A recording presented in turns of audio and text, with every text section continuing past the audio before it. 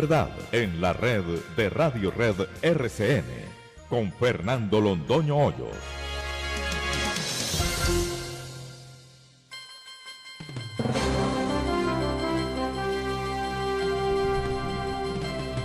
Muy buenos días, son las 6 de la mañana de este martes 5 de mayo de 2020, esta es la hora de la verdad y estos temas y asuntos que trataremos en la grata compañía de ustedes durante las próximas horas. Parece que los militares de Colombia no son personas, porque toda persona se presume inocente mientras no se demuestre lo contrario en un juicio que desemboque en una condena judicial. Los militares son juzgados y condenados inclusive sin que ellos lo sepan, sino que de pronto sale la noticia en el juez supremo de este país, que es la revista Semana, y el ministro de Defensa sale apostando carreras con la revista Semana para condenar a sus hombres sin oírlos. Esa era otra cosa que enseñábamos, la vamos a tener que recoger. Nadie puede ser condenado sin ser oído y vencido en juicio. Eso ya pasó. Ahora la moda es distinta. Eso que nos enseñaron los grandes del derecho penal clásico y inclusive del derecho penal positivo, eso ya no vale. A la gente hay que condenarla sin oírla y se reputa culpable mientras no se demuestre lo contrario. Si son militares de Colombia, eso está muy bien, y entonces eso es levantar la moral de las tropas y eso es levantar la moral de un ejército que se mata por servirle al país, y la respuesta que tiene es esta: condenados sin oírlos y culpables mientras no demuestren que son inocentes. Eso de la carga de la prueba que enseñábamos en nuestros cursos de derecho probatorio, queridos alumnos míos, eso es paja. En materia penal la carga de la prueba no la tiene el Estado, no, la carga de la prueba la tiene el condenado, sobre todo si es un militar. Él es el que tiene que probar la inocencia, al revés de lo que les enseñamos durante años. El derecho penal ha quedado listo para el archivo. ¿Salvamos las empresas o salvamos las cifras del Banco de la República? Hoy hablaremos con el profesor Sergio Calderón y hay noticias muy importantes sobre lo que va a pasar con la economía colombiana. Ya están previendo una contracción del 5.5%. Se estaba hablando al comienzo de un crecimiento del 3,5%, contracción del 5,5%. Si las matemáticas no nos fallan, son 9% de diferencia debido al coronavirus. Claro que no sabíamos si estaban haciendo cuentas y cuentas bien hechas sobre el tema gravísimo, el tema capital del sector externo de la economía colombiana que hace agua por todas partes. ¿Qué va a pasar en este mes en este último mes de abril? ¿Qué va a pasar? Porque en marzo ya lo supimos. Déficit de balanza comercial de más de 1.500 millones de dólares. No tenemos el dato del déficit en cuenta corriente. La situación del país desde el punto de vista externo de la balanza externa es gravísima. El oro que sale de Venezuela con destino a Irán. Nadie dice nada. Son toneladas de oro las que salieron del Banco Central de Venezuela con destino a Irán. El coronavirus sigue su marcha.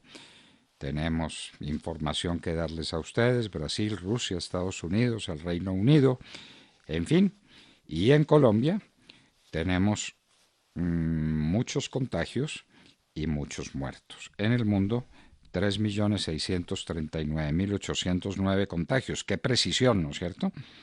Y 252.227 muertos. El porrazo que se pegaron ayer las bolsas europeas. El petróleo dio un respiro, está a 21 y a 28 dólares, según se trate del WTI o del Brent.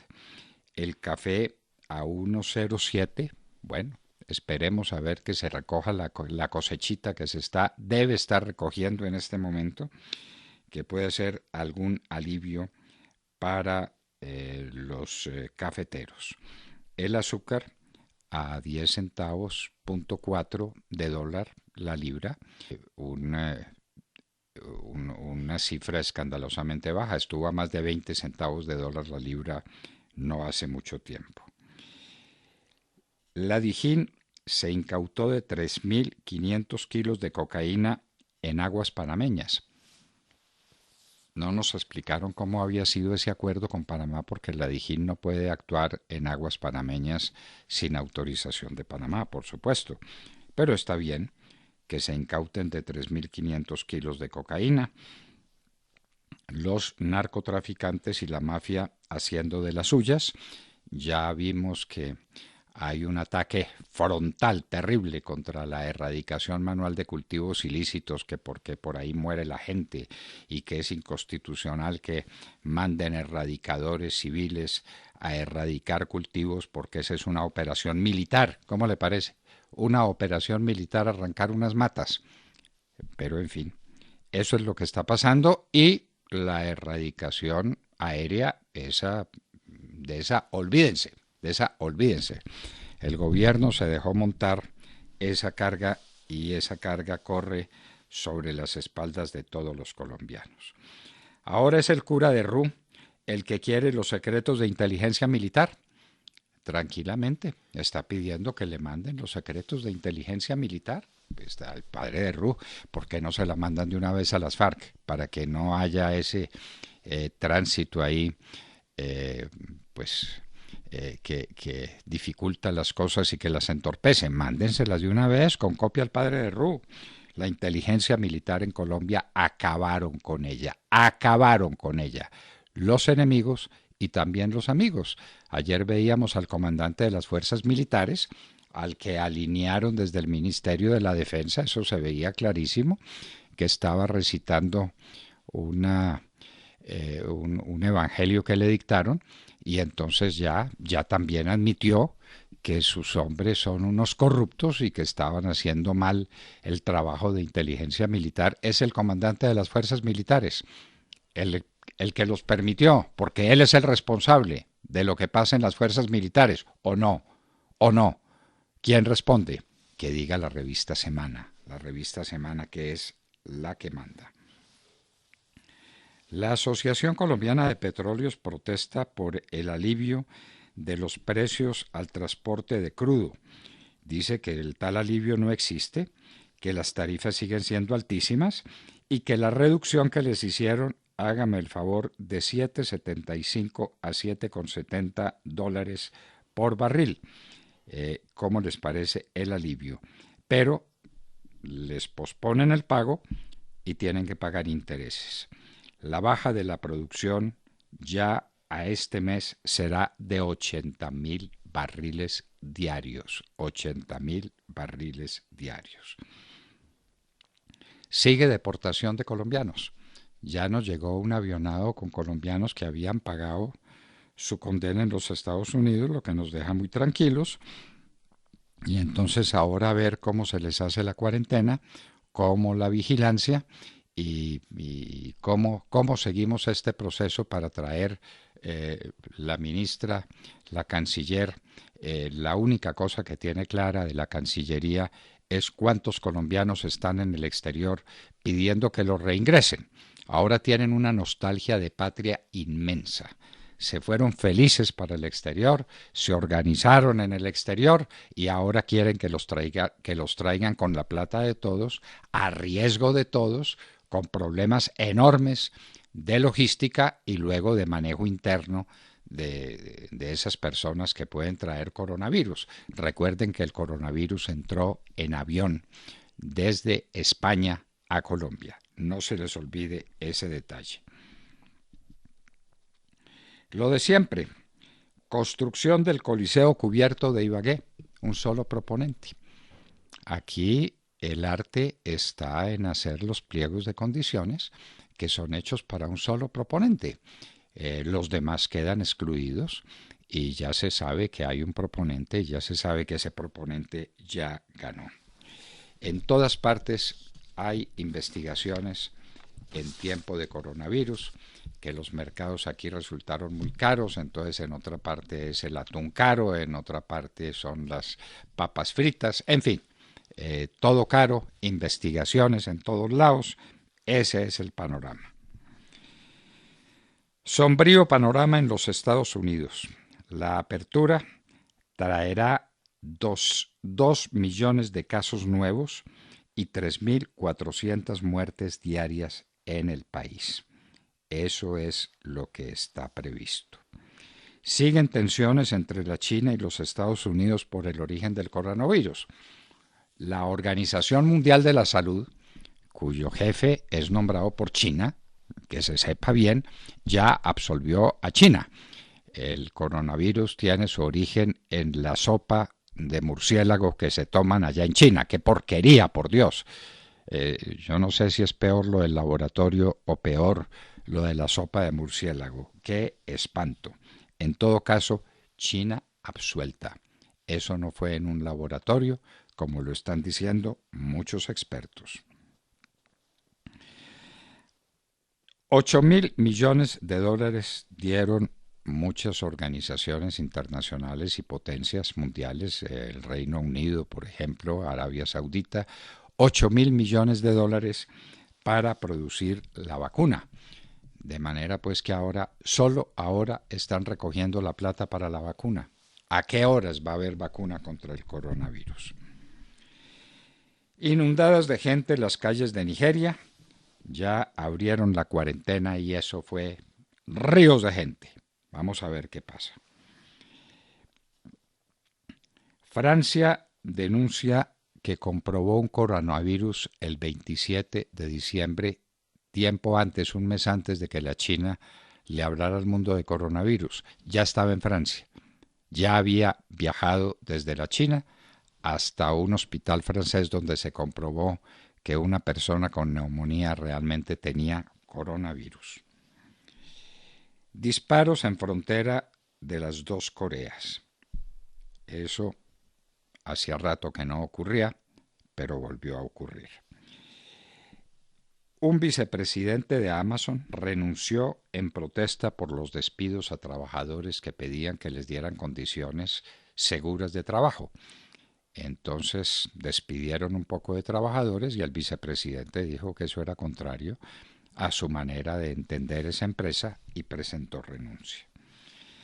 Guatemala también acepta vuelos con migrantes de los Estados Unidos que vienen con coronavirus. Pobre Guatemala, lo que le espera. 3 médicos rusos se cayeron por ventanas de hospitales. Eran tratantes de primera línea del coronavirus y les dio por caerse por las ventanas de los hospitales. Normalmente los médicos no se caen por las ventanas de los hospitales sin que los empujen. El cuerpo de generales y almirantes protesta por el secuestro de militares, lo que llamaron algunos la retención de militares, unos militares que se dejaron tomar prisioneros de un grupo de indígenas y entonces ya los militares salen a cumplir su tarea y los secuestran. Los secuestra la gente y se tienen que dejar secuestrar y hay de que disparen.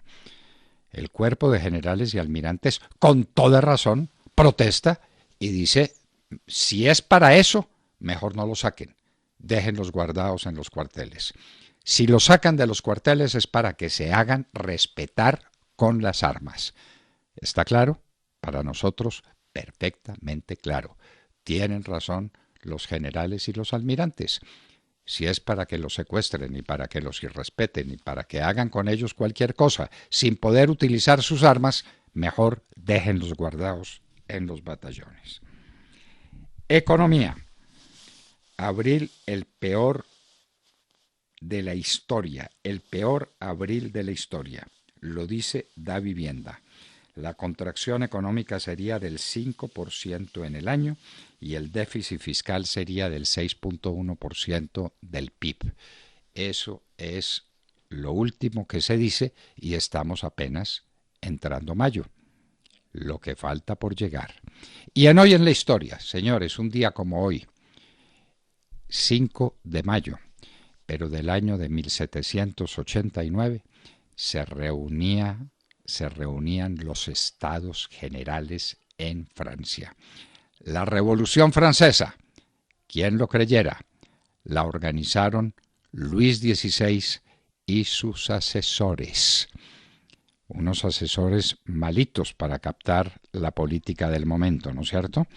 Ellos fueron los que organizaron la Revolución Francesa. Los Estados Generales se reunieron solemnemente después de una misa en Notre Dame del 4, una misa solemnísima con la reina, con todos los participantes en los Estados Generales. La reunión se hizo ayer, comenzaba realmente la Revolución Francesa. A Luis XVI le costaría la cabeza tener asesores equivocados. De todo esto y de mucho más hablaremos con ustedes en las próximas horas en la Hora de la Verdad. Y recuerden que estamos siempre transmitiendo a través de TuneIn. Allí nos encuentran como La Hora de la Verdad. Si prefieren pueden sintonizarnos también a través de Facebook Live o a través de YouTube o a través de nuestra página de internet www.lahoradelaverdad.com.co. También pueden hacerlo a través de las frecuencias de Radio Red de RCN en los diales 710 AM en Medellín, 1200 AM en Cali y 970 AM en Bogotá. Y también se enlaza con nosotros la señal de Radio Sabana de Cincelejo a través de los 1370 AM. Recuerden que ahora estamos en 9 plataformas de podcast. Nos pueden encontrar en Apple Podcasts, en Spotify, en iVoox. Bueno, allí pueden encontrar todo el contenido de nuestras emisiones. No olviden suscribirse a través de su plataforma favorita al podcast de La Hora de la Verdad. Y no olviden que los oyentes son lo más importante de nuestro programa. Con todos nos encanta siempre estar en contacto y hay muchas maneras de hacerlo. Nos pueden seguir en Twitter y enviarnos sus comentarios a nuestra cuenta @Hora de la Verdad, o también pueden hacerlo a través de Instagram, en donde nuestra cuenta es @La Hora de la Verdad oficial. Estamos también muy pendientes de los comentarios, de las opiniones de nuestros oyentes en Facebook. En Colombia son las 6 de la mañana, 18 minutos. Continuamos con las noticias, con las más importantes del momento.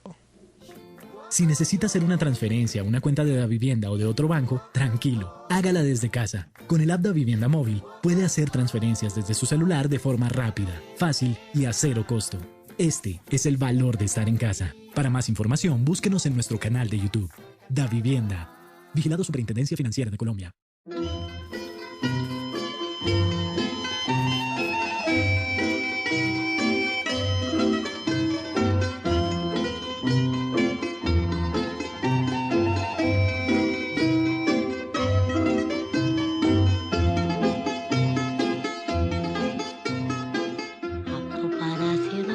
Στέλνω 1, 2 και 3 και 4 φίλια που φτάνουν στο λιμάνι, 1 και 2 και 3 και 4 πουλιά. Πως ήθελα να έχω 1 και 2 και 3 και 4 παιδιά. Όσο θα μεγαλώσουν όλα να γίνουν λεβένες για χάρη του Πειραιά. Όσο κι αν ψάξω δεν βρίσκω άλλο λιμάνι, τρέλη να με έχει κάνει όσο το Πειραιά. Που όταν βραδιάζει τραγουδιά μαραδιάζει και τις πένιες του αλλάζει, γέμιζε από παιδιά.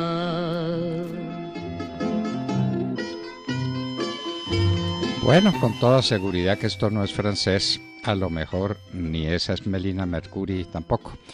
En todo caso, se suponía que era Melina Mercury cantando Les Enfants de Pirée, los niños del Pireo. Entonces, esa es la canción que les traemos, bellísima canción. Melina Mercury, una gran defensora de la democracia en Grecia, está cantando seguramente en griego Les Enfants de Pirée. Bueno, saludemos pues con Melina Mercury la mañana, Cristina Londoño desde los Estados Unidos. Buenos días. Hola papi, muy buenos días a todos en una mañana en que los pronósticos aquí en Estados Unidos son realmente terribles. Ayer el diario New York Times dio a conocer un documento que dice que obtuvo y en el que trabajaron la Agencia Federal de Emergencias FEMA, por sus siglas en inglés, y también el Centro para el Control de Enfermedades, que pronostica que por la manera en que se está comportando el país, por más del 50% de los estados de la nación ya en procesos de reapertura, pues dentro de un mes, a principios de junio, vamos a ver 3.000 muertos diarios y 200.000 nuevos contagiados también diarios. Estas pues son cifras que están generando verdadero pánico y terror. El presidente Trump, o la Casa Blanca, las está rechazando, dice que no son cifras, documentos de su equipo de control del coronavirus y que no han sido revisadas por ellos. Sin embargo, horas antes, el domingo en la noche, en una entrevista con la cadena Fox, el presidente Trump ya había aumentado en decenas de miles los muertos que proyectó su gobierno hace solamente 2 semanas. Hace 2 semanas estaban hablando de unos 60.000 muertos, ya hoy estamos llegando a los 70.000 y el presidente pues dijo que podríamos estar hablando de 100.000 personas que pierden la vida por el coronavirus antes del mes de agosto. Son cifras que causan real preocupación, sobre todo, como les digo, cuando el 50% del país, más de 30 estados, están adelantando planes de reapertura. Y lo están haciendo sin haber cumplido las recomendaciones del gobierno de reapertura. La número 1 era que ningún estado debía reabrir sus puertas hasta que los contagios no estuvieran controlados y los hospitales del estado hubieran regresado a la total normalidad, no estuvieran operando en situación de emergencia. Este requisito no lo ha llenado ni uno solo de los estados que está en proceso de reapertura.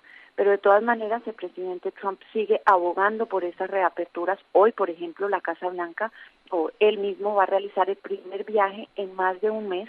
Va a ir a una fábrica aeroespacial, Honeywell, en el estado de Arizona, que también está en proceso de regreso a la normalidad, que ahora durante el coronavirus está fabricando máscaras N95, que son las profesionales y que de la que hubo tanta escasez al principio de la pandemia. También, por ejemplo, ayer regresó al trabajo el Senado de mayoría republicana bajo la orden del líder republicano Mitch McConnell. El líder demócrata del Senado, Charles Schumer, dijo enfurecido que McConnell estaba poniendo en riesgo la vida de sus colegas y también la vida de todo el personal del Capitolio que tuvo que regresar a trabajar por ellos, aunque los asesores y los asistentes de estos senadores siguen trabajando desde sus casas. En contraste, los miembros de la Cámara de Representantes de mayoría demócrata, sigue trabajando desde su casa y pues dice que no quiere regresar al trabajo en momentos en que Washington, D.C., la capital de la nación, está entrando a sus días picos de contagio. Los estados de Maryland, Virginia y Washington, D.C., pues estamos en el momento más difícil de todo. La mayoría de los contagiados, de una manera desproporcional, son los trabajadores latinos, mucho más que los afroamericanos y muchísimo más que los blancos, que son los que más se pueden quedar en sus casas y trabajar desde casa.